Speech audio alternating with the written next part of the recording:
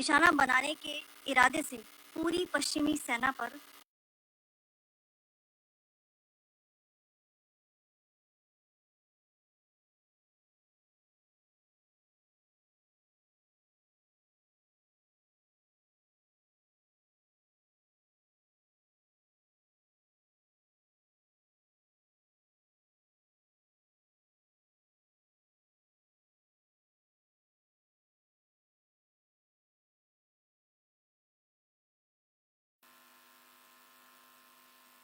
Do switch off your mobile phones before I begin.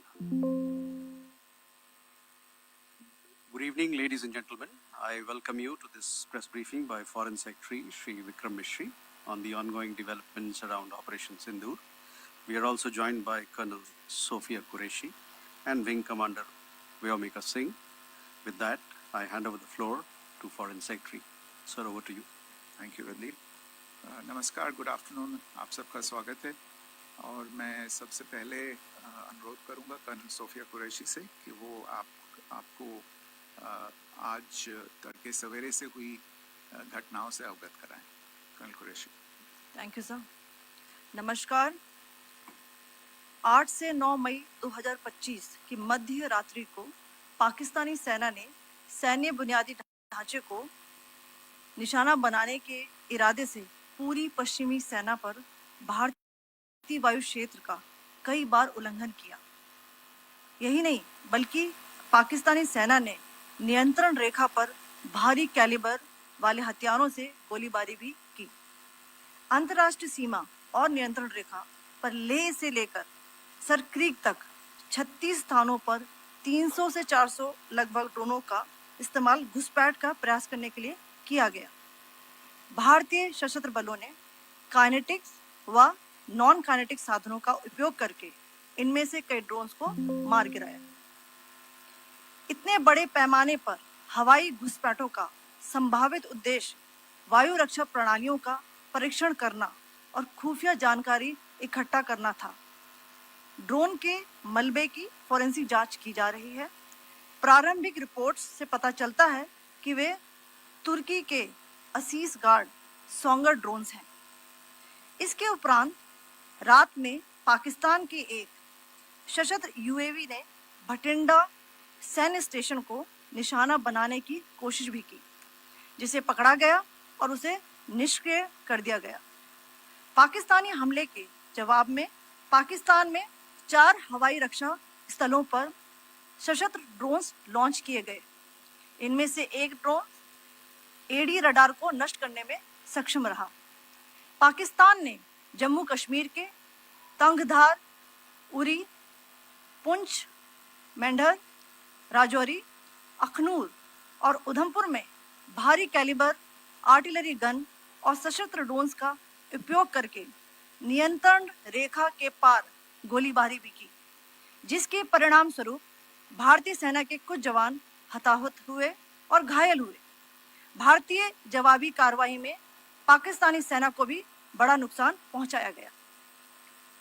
इसके अलावा पाकिस्तान का गैर जिम्मेदाराना व्यवहार फिर से सामने आया। 7 मई 2025 को रात 8:30 बजे एक असफल अकारण ड्रोन और मिसाइल हमला करने के बावजूद पाकिस्तान ने अपना नागरिक हवाई क्षेत्र बंद नहीं किया। पाकिस्तान अपने नागरिक विमानों को ढाल के रूप में इस्तेमाल कर रहा है, जबकि उसे अच्छी तरह से पता है कि भारत पर उसके हमले से हवाई रक्षा की तीव्र प्रतिक्रिया होगी। यह भारत और पाकिस्तान के बीच अंतर्राष्ट्रीय सीमा के पास उड़ान भरने वाले अंतर्राष्ट्रीय उड़ानों सहित नागरिक विमानों के लिए सुरक्षित नहीं है। यहाँ स्क्रीन शॉट में पंजाब सेक्टर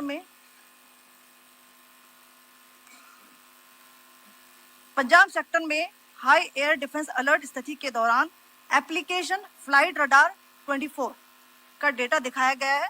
जैसा कि आप देख रहे हैं, यहाँ पर भारतीय पक्ष का हवाई क्षेत्र घोषित बंद के कारण नागरिक हवाई यातायात से पूरी तरह से रहित है। कराची और लाहौर के बीच के हवाई अड्डे मार्ग पर नागरिक एयरलाइंस उड़ान भर रही है। हाई अलर्ट किया गया है। विमान फ्लाइनेस एविएशन का एयरबस 320, जैसा कि आप यहाँ देख रहे हैं, जो कि शाम को 5:50 दमम से शुरू हुआ और रात को 9:10 लाहौर में उतरा। ये सारा डिटेल्स आप यहाँ देख रहे हैं, ये डिटेल्स यहाँ लिखा हुआ है। Can you see this?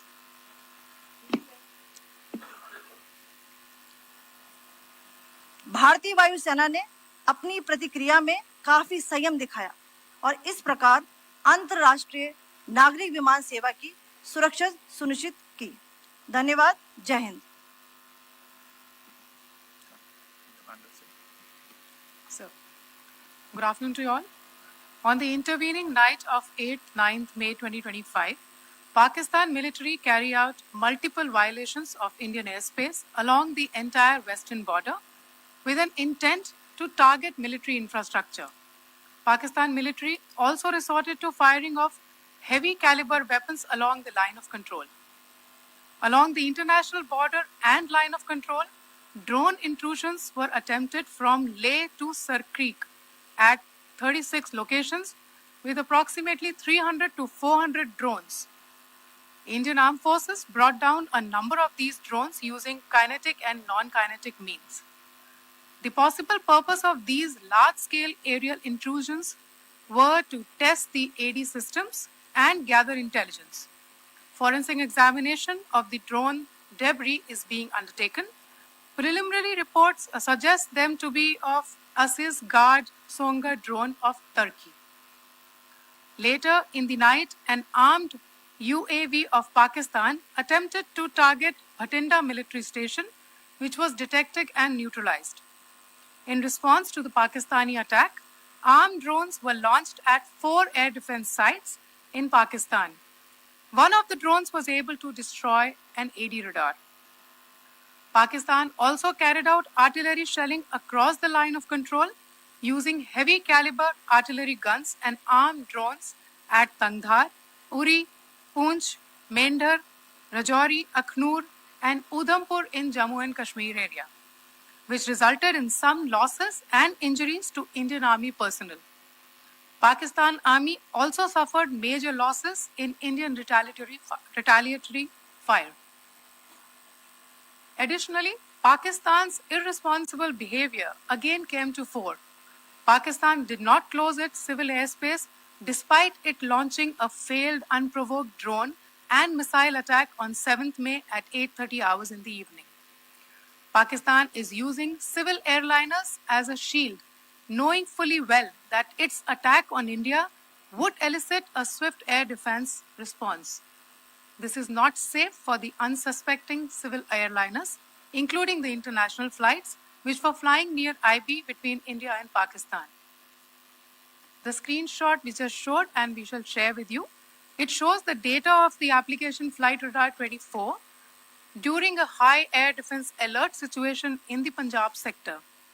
As you have seen, the airspace on the Indian side is absolutely devoid of civil air traffic due to our declared closure. However, there are civil airlines flying the air route between Karachi and Lahore. Amongst the other civil aircraft that you can see, we have highlighted an aircraft which is Airbus 320 of Flynas Aviation, which was originated from Dammam at 1750 hours and landed later at Lahore at 2110 hours in the night. Indian Air Force demonstrated considerable restraint in its response, thus ensuring safety of international civil carrier.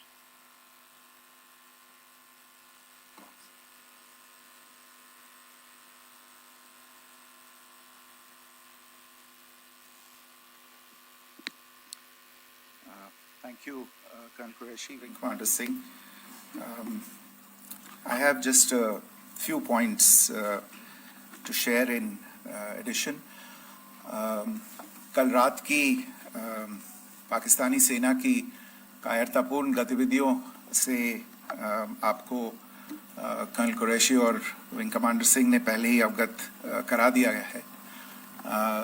These provocative and escalatory actions that were taken by Pakistan last night were targeted at Indian cities and civilian infrastructure, in addition to some military targets.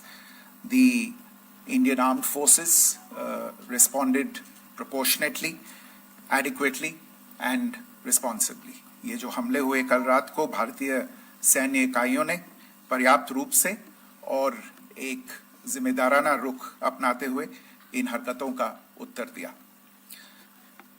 What I want to underline is that the official and blatantly farcical denial of these attacks that Pakistan carried out by the Pakistani state machinery is yet another example of their duplicity and the new depths that they are plumbing in their quest for disinformation. The other point in the same vein is Pakistani claims that they did not target or attack any religious places. You would recall that yesterday I shared with you an incident related to the attack on a Gurdwara in Poonch. Instead of owning up to these attacks, Pakistan made the preposterous and outrageous claim that it was the Indian Armed Forces and the Indian Air Force that was targeting cities like Amritsar and trying to put the blame on Pakistan. This is nothing but a desperate attempt by Pakistan to disown its acts of aggression, but it is also true to type in its effort to deceive and mislead the world. It will not succeed. The Gurdwara in Poonch in particular was attacked by Pakistan, and some local members of the Sikh community, including a Ragi of the Gurdwara, lost their lives in this incident, as I shared yesterday. TV पर आप इस हमले के चित्र देख सकते हैं. In addition, that we would attack our own cities is the kind of deranged fantasy that only the Pakistani state can come up with. Perhaps they do it because they are well versed in such action as their history would show. The last point I wanted to make this evening is again this disinformation that is coming from Pakistan about India targeting the Nankana Sahib Gurdwara through a drone attack. This is again yet another blatant lie and part of Pakistan's disinformation campaign. As we saw in the Pahalgam attack, Pakistan is again trying desperately to impart a communal hue to the situation with an intention to create discord. Again, we are not surprised. India's steadfast unity in itself is a challenge to Pakistan. Let me stop there. I have time only for a few questions and be happy to try and answer them. First, I call Siddharth. Siddharth, please. Hi, sir. I'm Siddharth from Beyond. So this is Siddharth, behind, please. The other Siddharth. yes. Hi, sir. I'm Siddharth from CNN News 18. Sir, I only want to know from you the status of Kartarpur corridor. Is it open or not? If you can. I think you're all aware of the situation along the entire India-Pakistan border and the areas around the line of control. In view of the existing security scenario, the services of the Kartarpur Sahib corridor have been suspended till further directions. We'll update you as and when there is a change in the situation. We have a question here. Rishabh. So, good evening, Rishabh from Times Now. So, you spoke about religious places being hit in Jammu. There's another religious place which is a Carmelite nun church that has been hit. What do you have to say about it? If you can explain that to us. Yeah, actually, we do have some information about this extremely regrettable and condemnable incident. During heavy shelling across the line of control in the early morning of 7th May, a shell fired from Pakistan landed just behind the Christ School run by the Carmelites of Mary Immaculate, a congregation in Poonch. Tragically, the shell fired from Pakistan hit the home of 2 students of the Christ School. Both students unfortunately lost their lives and their parents were severely injured. Another Pakistani shell struck a Christian convent of nuns belonging to the congregation of the Mother of Carmel, damaging water tanks and destroying solar panel infrastructure. Several priests, nuns, school staff, and local residents took refuge in an underground hall beneath the Christ School during the shelling by Pakistan. The school happened to be closed at the time, fortunately. Otherwise, more losses would have occurred. Again, we have seen the Pakistani side targeting and shelling places of worship with a particular design. This includes gurdwaras, these convents and temples. Sir, कल आपने इसी podium से पाकिस्तान की थी, उसकी पाकिस्तान में काफ़ी तीखी प्रतिक्रिया भी आई और उसके बाद हमने देखा कि पाकिस्तान की तरफ से किस तरीके से लेह से लेकर भुज तक पूरी बॉर्डर के ऊपर जो इन्वेजन था वो किया गया।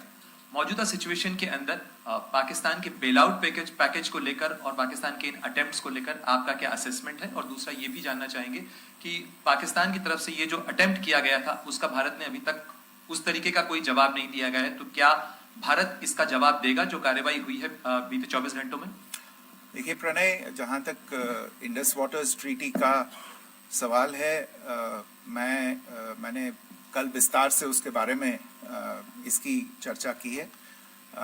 Indus Waters Treaty is in abeyance and as such I have nothing further to add to the decision that was announced by the Cabinet Committee on Security.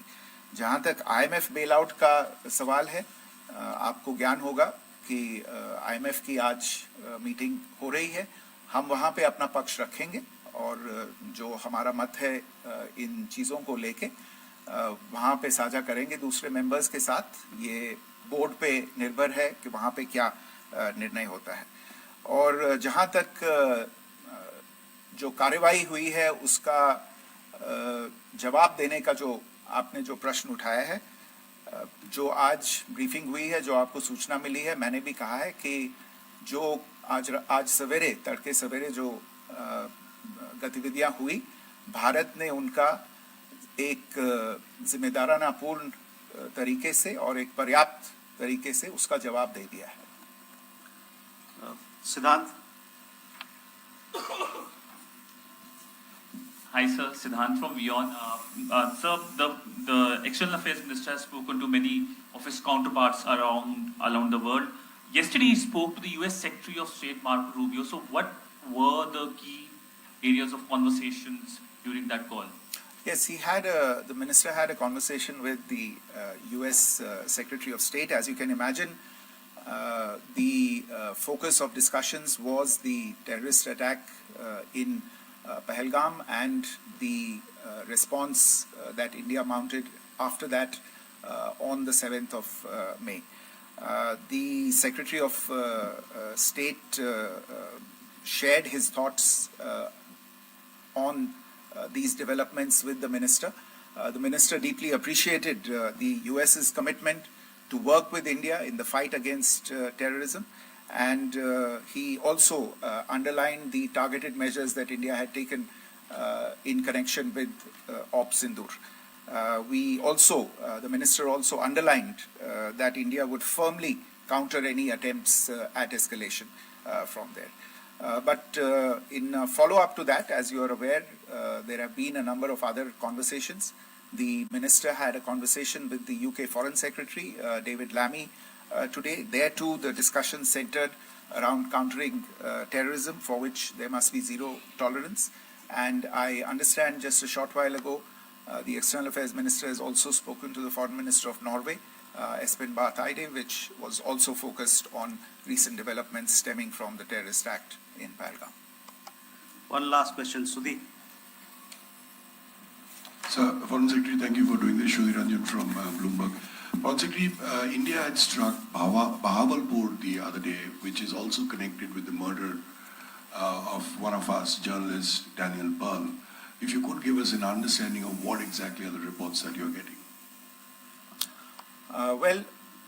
You're right, Bahawalpur is the headquarters of the Jaish-e-Mohammed terrorist group that is proscribed by the United Nations. Its leader, Maulana Masood Azhar, is a proscribed individual.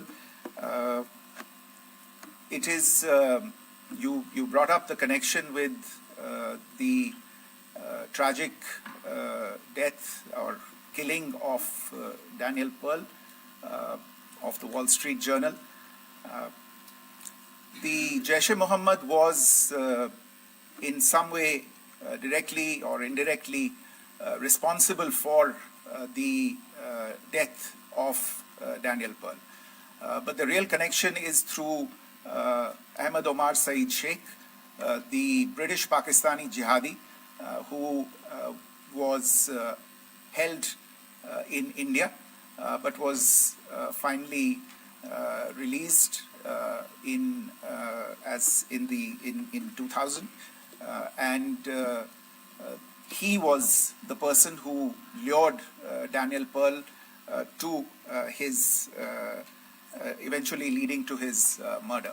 So these are all obviously connected figures, connected individuals, connected institutions, and the attack on Bahawalpur, on that facility of the Jaish-e-Mohammed in Bahawalpur is, I would imagine, a fitting part of this unfortunate incident.